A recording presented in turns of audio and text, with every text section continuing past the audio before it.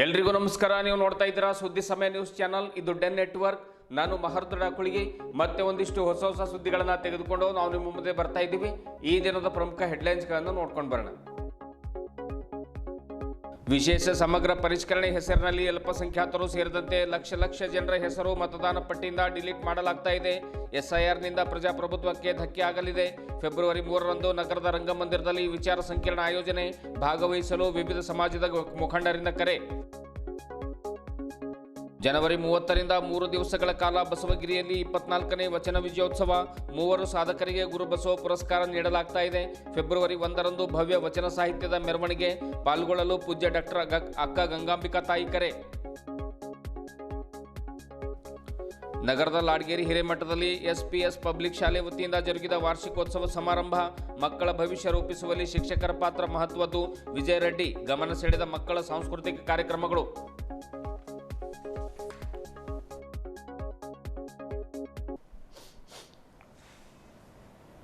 ಇಂದಿನ ಒಂದಿಷ್ಟು ವಾರ್ತೆಗಳ ವಿವರಗಳನ್ನು ನೋಡ್ಕೊಂಡು ಬರೋಣ. ಕೇಂದ್ರ ಚುನಾವಣಾ ಆಯೋಗ ವಿಶೇಷ ಸಮಗ್ರ ಪರಿಷ್ಕರಣೆ ಎನ್ನುವಂಥ ಹೆಸರಿನಲ್ಲಿ ವಿವಿಧ ರಾಜ್ಯಗಳ ಅಲ್ಪಸಂಖ್ಯಾತರು, ಬುಡಕಟ್ಟು ಜನಾಂಗದವರು ಹಾಗೂ ವಿವಿಧ ವರ್ಗಗಳ ಲಕ್ಷಾಂತರ ಜನರ ಹೆಸರನ್ನು ಮತದಾರರ ಪಟ್ಟಿಯಿಂದ ಡಿಲೀಟ್ ಮಾಡ್ತಾ ಇದೆ.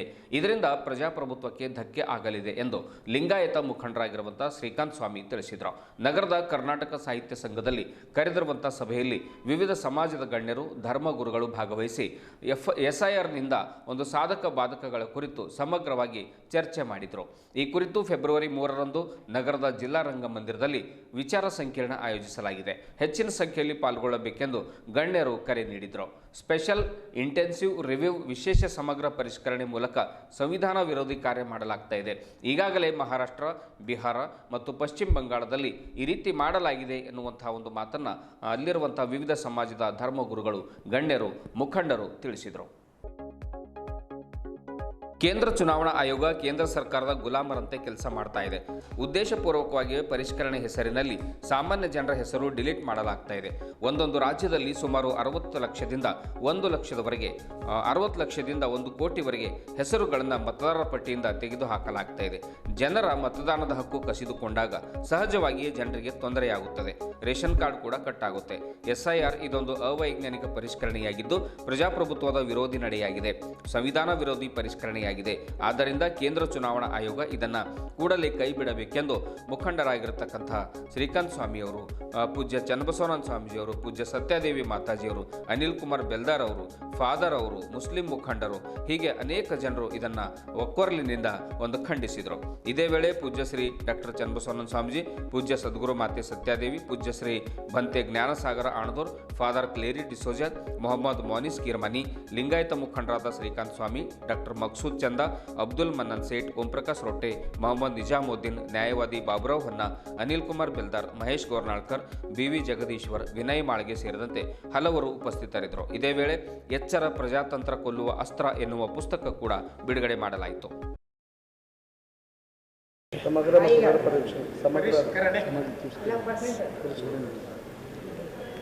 ಕೇಂದ್ರ ಚುನಾವಣಾ ಆಯೋಗ ಭಾರತ ದೇಶದಲ್ಲಿ ಕೆಲವೊಂದು ರಾಜ್ಯಗಳಲ್ಲಿ ವಿಶೇಷ ಸಮಗ್ರ ಪರಿವೀಕ್ಷಣೆಯಂಥ ಒಂದು ಕಾರ್ಯಕ್ರಮವನ್ನು ಹಾಕಿಕೊಂಡಿದೆ.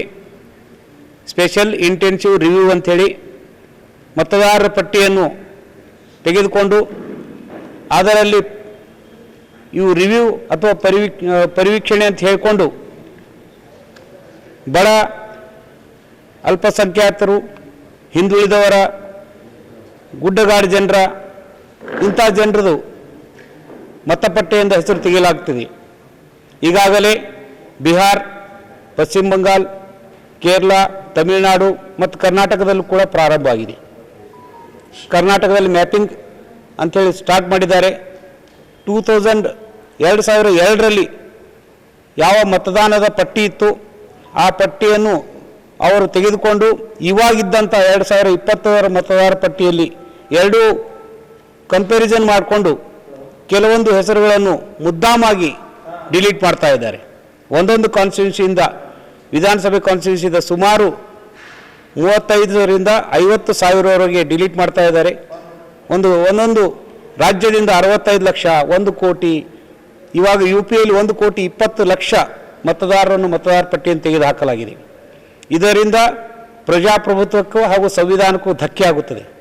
ಏಕೆಂದರೆ ಮತದಾನದ ಹಕ್ಕನ್ನೇ ಕಸ್ಕೊಂಡಿದ್ದ ಮೇಲೆ ಪ್ರಜಾಪ್ರಭುತ್ವ ಉಳಿಗಾಲು ಇರುವುದಿಲ್ಲ. ಈಗ ನಾವು SIR ವಿರೋಧಿ ಜನಾಂದೋಲನ ಸಮಿತಿ ವತಿಯಿಂದ ಎಚ್ಚರ SIR ಅನ್ನುವಂಥ ಒಂದು ಪುಸ್ತಕವನ್ನು ಬಿಡುಗಡೆ ಮಾಡಿದ್ದೇವೆ. ಇದರ ಒಂದು ಮುಖ್ಯ ಸಾರಾಂಶ ಏನು, ಯಾಕೆ ಪುಸ್ತಕ ಬಿಡುಗಡೆ ಮಾಡಿದೆ, SIR ಅಂದರೆ ಏನಂದರೆ ವಿಶೇಷ ಸ್ಪೆಷಲ್ ಇಂಟೆನ್ಸಿವ್ ರಿವ್ಯೂ, ಅಂದರೆ ವಿಶೇಷವಾದ ಮತ್ತು ತೀವ್ರವಾದ ಪರಿಷ್ಕರಣೆ ಹೆಸರಿನಲ್ಲಿ ಕೇಂದ್ರ ಸರ್ಕಾರ ಮತದಾರ ಪಟ್ಟಿಯನ್ನು ನಾವು ಪರಿಷ್ಕರಣೆ ಮಾಡ್ತೀವಿ ಅನ್ನೋ ಹೆಸರಿನಲ್ಲಿ ದುರುದ್ದೇಶದಿಂದ ಕೆಲವು ಹೆಸರುಗಳನ್ನು ತೆಗೆದುಹಾಕಿದ್ದಾರೆ. ಈಗಾಗಲೇ ನಾವು ಮಹಾರಾಷ್ಟ್ರದ ಕಾರ್ಪೊರೇಷನ್ ಎಲೆಕ್ಷನಲ್ಲಿ ನೋಡ್ತಾ ಇದ್ದೀವಿ, ಬಿಹಾರದಲ್ಲಿ ನೋಡ್ತಾ ಇದ್ದೀವಿ, ಪಶ್ಚಿಮ ಬಂಗಾಳದಲ್ಲಿ ನೋಡ್ತಾ ಇದ್ದೀವಿ. ಅನೇಕ ಹೆಸರುಗಳನ್ನು ಕೈ ಬಿಟ್ಟಿದ್ದಾರೆ. ಪ್ರಜಾಪ್ರಭುತ್ವದ ಒಂದು ಮುಖ್ಯವಾದಂಥ ಒಂದು ಘಟ್ಟ ಮತದಾರರಿಗೆ ಮತ ಚಲಾವಣೆ ಮಾಡ್ತಕ್ಕಂಥ ಒಂದು ಹಕ್ಕು.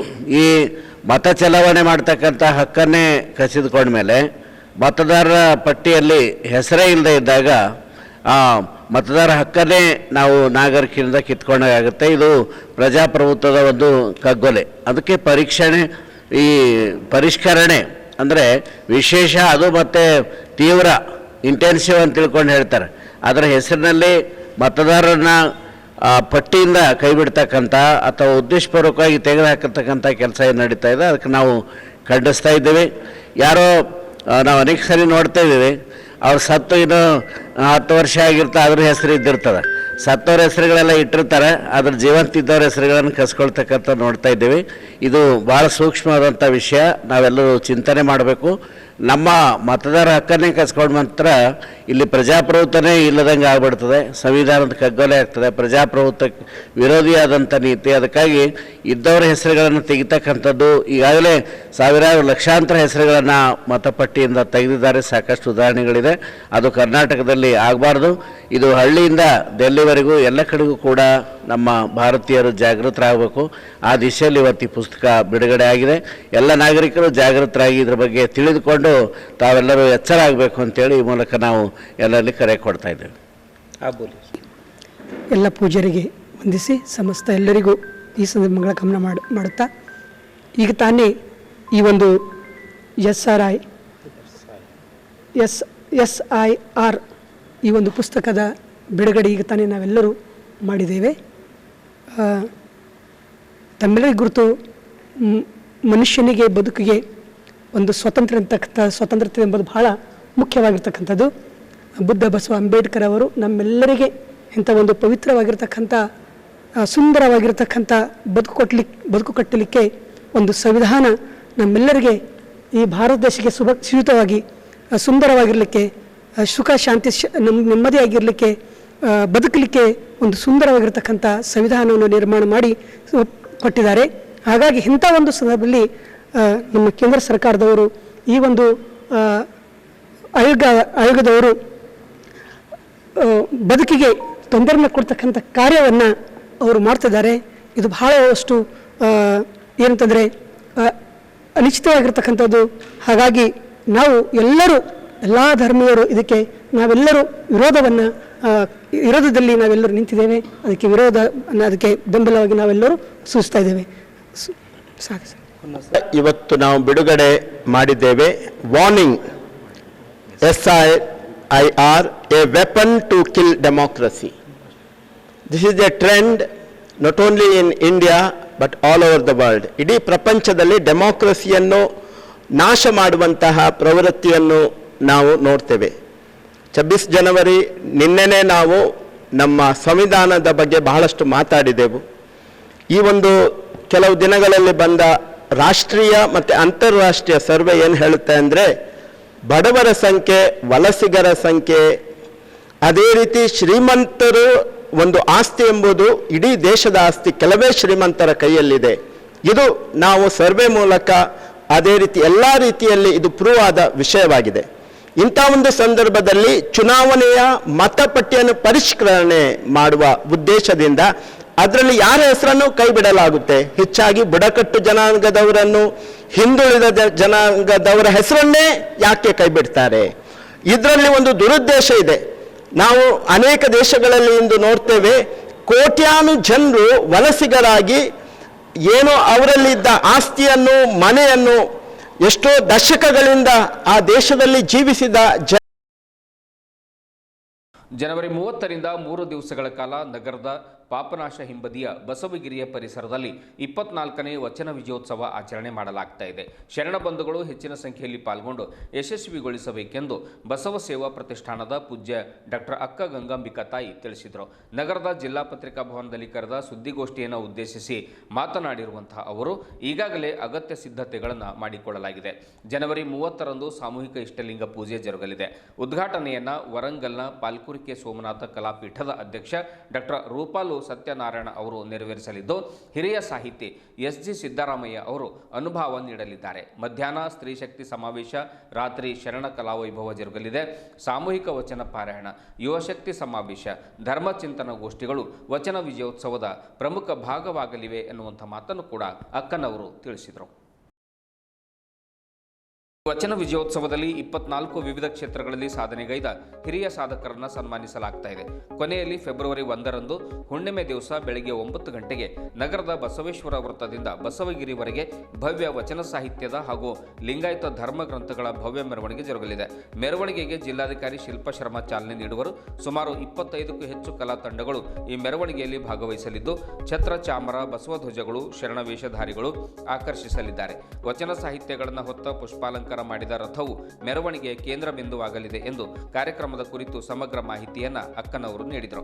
ಬಸವ ಪುರಸ್ಕಾರವನ್ನು doctor Markandeya Dudmani, doctor Vilasavati Khuba, doctor C Somashekhar ಅವರನ್ನು ನೀಡಲಾಗ್ತಾ ಇದೆ. ಶರಣ ಸೇವಾ ಪುರಸ್ಕಾರವನ್ನು 14 ಜನ ಸಾಧಕರನ್ನು ನೀಡಲಾಗ್ತಾ ಇದೆ ಎಂದು ಮಾಹಿತಿ ನೀಡಿದರು. ವಿವಿಧ ಸಂಘಟನೆಗಳ ಪ್ರಮುಖರು ಪತ್ರಿಕಾಗೋಷ್ಠಿಯಲ್ಲಿ ಪಾಲ್ಗೊಂಡು ವಚನ ವಿಜಯೋತ್ಸವಕ್ಕೆ ಬೆಂಬಲವನ್ನು ಸೂಚಿಸಿದರು. ಇದೇ ವೇಳೆ ಪ್ರಮುಖರಾದ ಬಾಬು ಅಲಿ, ರಾಜೇಂದ್ರ ಕುಮಾರ್ ಗಂದ್ಗೆ, ಸೋಮಶೇಖರ್ ಪಾಟೀಲ್ ಗಾದ್ಗೆ, ಸಿದ್ದಣ್ಣ ಲಂಗೋಟಿ, ಜಯರಾಜ್ ಖಂಡ್ರೆ, ಬಸವರಾಜ್ ಬುಳ್ಳ, ಸುರೇಶ್ ಚನ್ಶೆಟ್ಟಿ, ಶರಣಪ್ಪ ಮಿಠಾರೆ, ಶಿವಶಂಕರ್ ಟೋಕ್ರೆ ಸೇರಿದಂತೆ ಹಲವರು ಉಪಸ್ಥಿತರಿದ್ದರು. ಬಸವಾದಿ ಶರಣರ ವಚನಗಳು ಮಾನವ ಬದುಕಿನ ದಾರಿಯಲ್ಲಿ ಹಚ್ಚಿಟ್ಟ ದೀಪಗಳು. ಸಮಾನತೆ, ಸಹಕಾರ, ಸಹಬಾಳ್ವೆ, ಸಾಮಾಜಿಕ ನ್ಯಾಯ ಹಾಗೂ ಮಾನವೀಯತೆಯ ಧರ್ಮದ ನುಡಿ ರಚನೆಗಳು. 12ನೇ ಶತಮಾನದ ಶರಣರ ಸ್ವಾನುಭಾವದಿಂದ ಮೂಡಿ ಬಂದಿರುವ ಈ ಶ್ರೇಷ್ಠ ನುಡಿಗಳು ಇಂದು ನಮಗೆ ಉಳಿದು ಬಂದಿದೆ ರೋಚಕ ಸಂಗತಿ. ಶರಣರ ಬಲಿದಾನ ಹಾಗೂ ವೀರಗಾಥೆಯ ಕಾರ್ಯಗಳಿಂದ ಉಳಿದು ಬಂದಿರುವ ವಚನ ಸಾಹಿತ್ಯ ಸಂರಕ್ಷಣೆ ಸ್ಮರಣೆಗಾಗಿ ಪ್ರತಿ ವರ್ಷ ವಚನ ವಿಜಯೋತ್ಸವ ಕಾರ್ಯಕ್ರಮ ಆಚರಿಸಲಾಗುತ್ತದೆ. ಈ ವರ್ಷ 24ನೇ ವಚನ ವಿಜಯೋತ್ಸವವನ್ನು 30, 31 ಜನವರಿ ಮತ್ತು ಫೆಬ್ರವರಿ 1, 2026ರಂದು 3 ದಿನಗಳ ಕಾಲ ಅರ್ಥಪೂರ್ಣವಾಗಿ ಕಾರ್ಯಕ್ರಮವನ್ನು ಆಯೋಜನೆ ಮಾಡಲಾಗಿದೆ. ಜನವರಿ 30ರಂದು ಮುಂಜಾನೆ 8 ಗಂಟೆಗೆ ಸಾಮೂಹಿಕ ಇಷ್ಟಲಿಂಗ ಪೂಜಾ ಯೋಗದೊಂದಿಗೆ ಈ ಕಾರ್ಯಕ್ರಮ ಪ್ರಾರಂಭವಾಗುತ್ತದೆ. ಪೂಜ್ಯ ಶ್ರೀ ಸಿದ್ದರಾಮ ಶರಣರು ಬೆಲ್ದಾಳ್ ಹಾಗೂ ಇನ್ನಿತರ ಪೂಜ್ಯರ ಸಾನ್ನಿಧ್ಯದಲ್ಲಿ ನಡೆಯಲಿದ್ದು, ಬಸವ ಕಲ್ಯಾಣ ಕ್ಷೇತ್ರ ಸಮಿತಿಯ ಸಂಯೋಜಕರಾಗಿರ್ತಕ್ಕಂಥ ಪ್ರತಿ ವರ್ಷ ಇದು 24ನೇದು. ಈ ವರ್ಷದ ವಿಶೇಷತೆ ಇದೆ. ಯಾಕಂದ್ರೆ ನಾನು ಸಾಲಾಗಿ ನೋಡ್ತಾ ಇದ್ದೀನಿ, ರಾಷ್ಟ್ರೀಯ ಬಸವದಳ ಇದೆ, ಬಸವ ಕೇಂದ್ರ ಇದೆ, ಬಸವ ಬಳಗ ಇದೆ, ಕನ್ನಡ ಸಾಹಿತ್ಯ ಪರಿಷತ್ ಇದೆ, ಬಸವ ಸೇವಾ ಪ್ರತಿಷ್ಠಾನದ ನೇತೃತ್ವದಲ್ಲಿ ಅವರ ಅಡಿಯಲ್ಲಿ ಎಲ್ಲಾ ಸಂಘಟನೆಗಳು ಸಂಯುಕ್ತವಾಗಿ ಬಂದು ಈ ಸಲ ಆಚರಣೆ ಮಾಡಲಿಕ್ಕೆ ಪ್ರೋತ್ಸಾಹ ನೀಡ್ತೇವೆ. ಅದಕ್ಕೆ ಅನೇಕ ವಿದ್ವಾಂಸರು ಬಂದು ಯಾವ ಧರ್ಮದಿಂದ ಈ ಜಗತ್ತಿಗೆ ಶಾಂತಿ ಸಿಗಲಿಕ್ಕೆ ಸಾಧ್ಯ ಇದೆ ಎಂಬಂತ ಸಂದೇಶವನ್ನು ಜನಸಾಮಾನ್ಯರಿಗೆ ಕೊಡ್ಲಿಕ್ಕೆ ಬರ್ತಾ ಇದ್ದಾರೆ. ಅದಕ್ಕೆ ಅನೇಕ ರಾಜ್ಯಗಳಿಂದ, ಕೇರಳ ಇರ್ಬೋದು, ಆಂಧ್ರ ಇರ್ಬೋದು, ತೆಲಂಗಾಣ, ಮಹಾರಾಷ್ಟ್ರ, ಮುಮ್ಮಾರ ದಿನದಲ್ಲಿ 24ನೇ ವಚನ ದಿವಸದಲ್ಲಿ ನಾನು ರಾಷ್ಟ್ರೀಯ ಬಸವದಳ ಪರ್ವ ಮಾತಾಡಿಕೊಂಡು ಎಲ್ಲರೂ ಇದರಲ್ಲಿ ಹೆಚ್ಚಿನ ಸಂಖ್ಯೆಯಲ್ಲಿ ಸೇರಿ ಈ ಕಾರ್ಯಕ್ರಮಕ್ಕೆ ಯಶಸ್ವಿ ಕೊಡಬೇಕು. ಬಸವಣ್ಣವ್ರ ಕಾರ್ಯ ತಾನೇ ಯಶಸ್ವಿ ಆಗ್ತದ. ನಾವು ಬರೀ ಒಂದು ಮಾಧ್ಯಮ. ಮತ್ತೊಂದ್ಸಲ ಎಲ್ಲರಿಗೂ ರಿಕ್ವೆಸ್ಟ್ ಮಾಡ್ಕೊಂಡು ಎಲ್ಲರೂ ಸೇರ್ಬೇಕಂತ ಆಸೆ. ಅಂತ ಬಸವಾದಿ ಶರಣರ ವಿಚಾರಗಳನ್ನ ಸುಮಾರು 3 ದಶಕಗಳಿಂದ ಜನಮನಕ್ಕೆ ಮುಟ್ಟಿಸಿರುವ ನಮ್ಮೆಲ್ಲರ ನೆಚ್ಚಿನ ಪೂಜ್ಯ ತಾಯಿಯಾಗಿರುತ್ತ ಅಕ್ಕ ಗಂಗಾಂಬಿಕರ ನೇತೃತ್ವದಲ್ಲಿ ನಡೆಯುವಂತ ಈ ವಚನ ವಿಜಯೋತ್ಸವ ಸಮಾರಂಭದಲ್ಲಿ ಅಂದ್ರೆ ನಾಡಿಗೆ ಬಸವಗಿರಿಯನ್ನ ಮತ್ತು ರಾಷ್ಟ್ರಕ್ಕೆ ಬಸವ ತತ್ವವನ್ನು ಮುಟ್ಟಿಸಿರುವಂತಹ ಪೂಜ್ಯ ಅಕ್ಕನವರ ನೇತೃತ್ವದಲ್ಲಿ ನಡೆಯುವಂತ ಈ ವಚನ ವಿಜಯೋತ್ಸವ ಸಮಾರಂಭದಲ್ಲಿ ಬೀದರ್ ಜಿಲ್ಲೆಯ ನನ್ನ ಸಮಸ್ತ ಸಾಹಿತಿ ಕಲಾವಿದರು ಮತ್ತು ಸಮಸ್ತ ಕನ್ನಡಿಗರಲ್ಲಿ ಮನವಿಯನ್ನು ಮಾಡ್ಕೊಳ್ತಾ ಇದ್ದೀನಿ. ನಾವೆಲ್ಲರೂ ಸಹ ಅತಿ ಹೆಚ್ಚಿನ ಸಂಖ್ಯೆಯಲ್ಲಿ ಭಾಗವಹಿಸುವ ಮೂಲಕ ಇಡೀ ಸಮಾರಂಭವನ್ನ ಯಶಸ್ವಿಗೊಳಿಸೋಣ ಅಂತ ಹೇಳಿ ವಂದಿಸ್ತೇನೆ. ನಗರದ ಹಿರೇಮಠ ಸಂಸ್ಥಾನ ಲಾಡ್ಗೇರಿ ಮಠದ ಪೂಜ್ಯ ಶ್ರೀ ಪರ್ವತಲಿಂಗ ಶಿವಾಚಾರ್ಯರ ಪೂರ್ವ ಪ್ರಾಥಮಿಕ ಶಾಲೆಯಲ್ಲಿ 2026-27ನೇ ಸಾಲಿನ 8ನೇ ಶಾಲಾ ವಾರ್ಷಿಕೋತ್ಸವ ಸಮಾರಂಭ ಮಠದ ಆವರಣದಲ್ಲಿ ಆಯೋಜಿಸಲಾಗಿತ್ತು. ಹಿರೇಮಠದ ಪೀಠಾಧ್ಯಕ್ಷರಾದ ಪೂಜ್ಯಶ್ರೀ ಗಂಗಾಧರ ಶಿವಾಚಾರ್ಯರು ಸಾನ್ನಿಧ್ಯವನ್ನು ವಹಿಸಿದರು. ಉದ್ಘಾಟನೆಯನ್ನು ಮುಖಂಡರಾದ ವಿಜಯ ರೆಡ್ಡಿಯವರು ನೆರವೇರಿಸಿದರು. ಮಕ್ಕಳಿಗೆ ಶುಭವನ್ನು ಹಾರೈಸಿದರು. ನಿವೃತ್ತ ಉಪನಿರ್ದೇಶಕ ಶಿವಕುಮಾರ ಸ್ವಾಮಿ, ಅಂಬಿಗರ ಚೌಡಯ್ಯ ಯುವ ಸೇನೆಯ ಸಂಸ್ಥಾಪಕ ಅಧ್ಯಕ್ಷ ಸುನಿಲ್ ಭಾವಿಕಟ್ಟಿ, ಶಾಲೆಯ ಆಡಳಿತಾಧಿಕಾರಿ ಸಿದ್ದರಾಮಯ್ಯ ಸ್ವಾಮಿ ಹಿರೇಮಠ್, ಪ್ರಮುಖರಾದ ಜ್ಯೋತಿ ಬಿರಾದಾರ್, ಗೀತಾ ಭಾವಿಕಟ್ಟಿ, ಸುಮಂಗಲ, ಶಿವಾನಿ, ಮಲ್ಲಪ್ಪ ಹುಲೇಪ್ನೋರ್, ಆಮೇಲೆ ಶಿವರಾಜ್ ಅಷ್ಟುರೆ, ಸಿದ್ದಯ್ಯ ಸ್ವಾಮಿ, ರಮೇಶ್ ಪಾಟೀಲ್, ಮಾರುತಿ ಮೇತ್ರೆ ಸೇರಿದಂತೆ ಶಾಲೆಯ ಬೋಧಕೇತರ ಸಿಬ್ಬಂದಿ ವರ್ಗದವರು ಉಪಸ್ಥಿತರಿದ್ದರು. ಮಕ್ಕಳ ಸಾಂಸ್ಕೃತಿಕ ಕಾರ್ಯಕ್ರಮಗಳು, ದೇಶಭಕ್ತಿ ಗೀತೆಗಳ ಮೇಲೆ, ವಿವಿಧ ಚಲನಚಿತ್ರಗಳ ಹಾಡಿನ ಮೇಲೆ, ಭಕ್ತಿಗೀತೆಗಳ ಮೇಲೆ ಆ ಮಕ್ಕಳ ನೃತ್ಯ ಏನಿತ್ತು ಅದು ಸಭಿಕರ ಗಮನ ಸೆಳೆಯಿತು. ಜೊತೆಗೆ ಪಾಲಕರು ಕೂಡ ಕೋಲಾಟವನ್ನು ಆಡಿ ಸಭಿಕರ ಗಮನ ಸೆಳೆದರು.